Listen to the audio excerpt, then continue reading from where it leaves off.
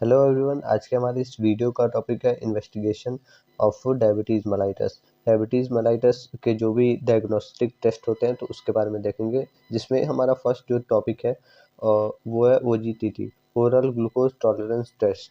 तो इसको इस वीडियो में देखेंगे कि कैसे ये प्रोसेस होता है और कैसे क्या प्रोसीजर्स होते हैं, तो उसको देखते हैं।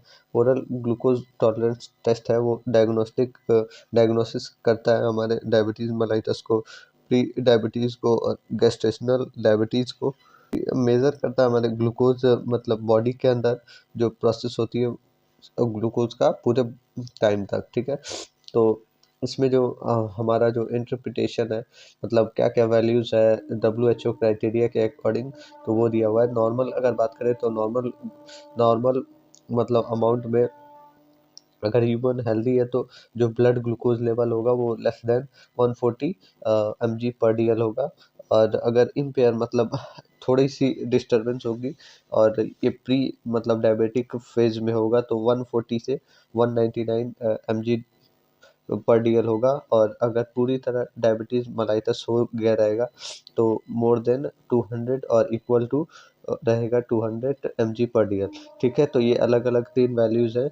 तो इसके बेसिस पे ये WHO के अकॉर्डिंग है, तो इसके बेसिस पे हम लोग डायबिटीज मेलाइटस को देखते हैं।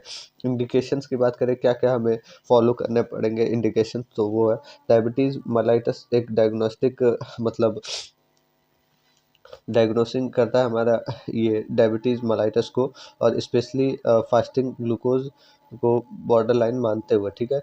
मतलब पहले जो अगर पहले 8 से 12 घंटे हमें कुछ खाना नहीं रहता है और सिर्फ पानी पीना रहता है, और उसके बाद से अगर एक बार फास्टिंग ब्लड लेंगे, उसके बाद से शुगर मतलब ग्लूकोज इंटेक कराते हैं, उसको देने के बाद अलग अलग टाइम पे हम लोग अलग अलग वैल्यू लेते हैं और पूरा एक चार्ट बना के उसको देखते हैं, ठीक है।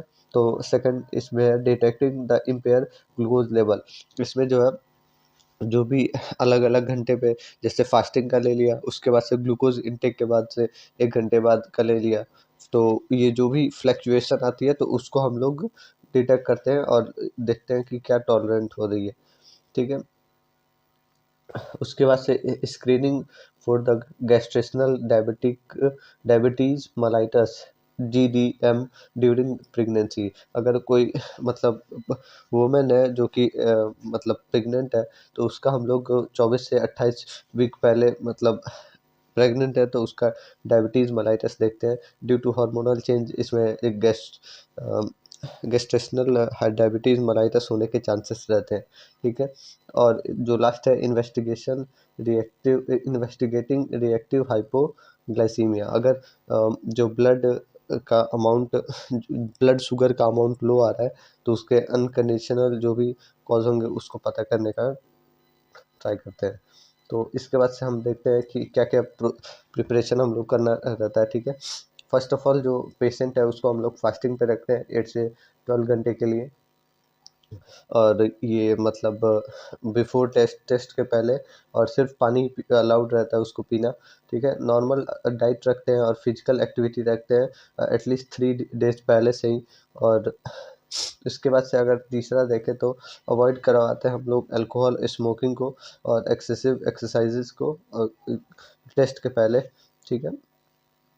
फिर जो सर्टेन मेडिकेशंस होते हैं जैसे स्टेरॉइड हो गया, डायूरेटिक्स हो गया, ओरल कंट्रासेप्टिव्स हो गए, और बहुत सारे ऐसे इंटरफेरेंस जो होते हैं रिजल्ट को फ्लैक्चुएट कर सकते हैं, तो इसको हम लोग पहले से ही स्टॉप करा देते हैं, ठीक है।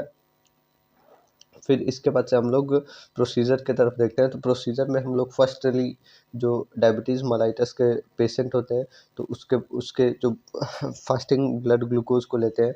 उसके बाद से फास्टिंग ब्लड ग्लूकोज जो होगा वो इनटेक कर लेते हैं। उसके बाद से हम लोग ग्लूकोज का लोडिंग करते हैं, ठीक है। पेशेंट के अंदर पेशेंट को हम लोग ग्लूकोज मतलब वाटर में मिक्स करके देते हैं, ठीक है।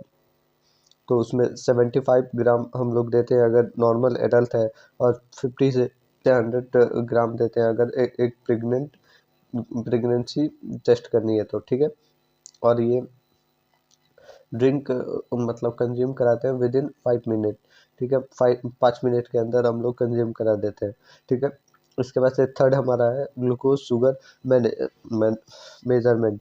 तो इसमें जो है ब्लड शुगर जब वो इनटेक कर लेता है तो अलग अलग टाइम पे हम लोग लेते हैं, जैसे कि 30 मिनट पे ले लिया, 1 घंटे पे ले लिया, फिर 2 घंटे पे ले लिया, और कुछ 3 घंटे पे ले लिया, फिर अलग अलग मतलब ड्रिंकिंग ग्लूकोज सॉल्यूशन मतलब इनटेक कराने के बाद।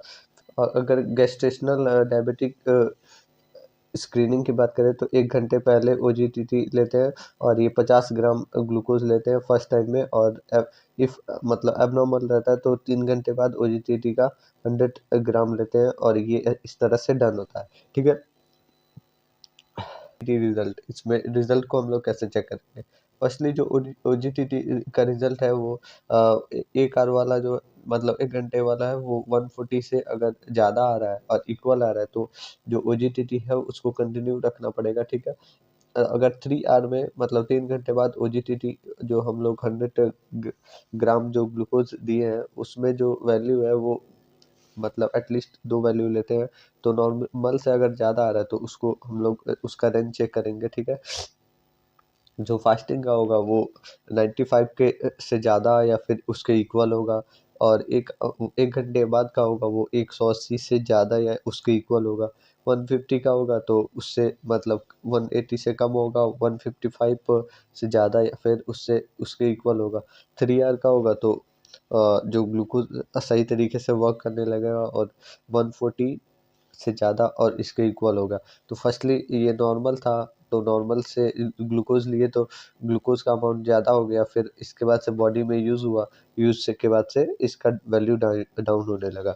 अगर ऐसी वैल्यू आती है, पहले कम था फिर ज़्यादा हो गया, फिर धीरे धीरे जैसे जैसे टाइम पीरियड बढ़ता गया तो कम हो गया, तो ये वैल्यू नॉर्मल है। ठीक है, इसमें अलग अलग रेंज अगर देखें तो हमारा ऐसे है, टाइम है, नॉर्मल है, फिर प्री डायबिटिक है, और ये डायबिटीज़ है। तो फास्टिंग में अगर देखें तो फास्टिंग जो है वो फास्टिंग का होगा 100 से कम होगा।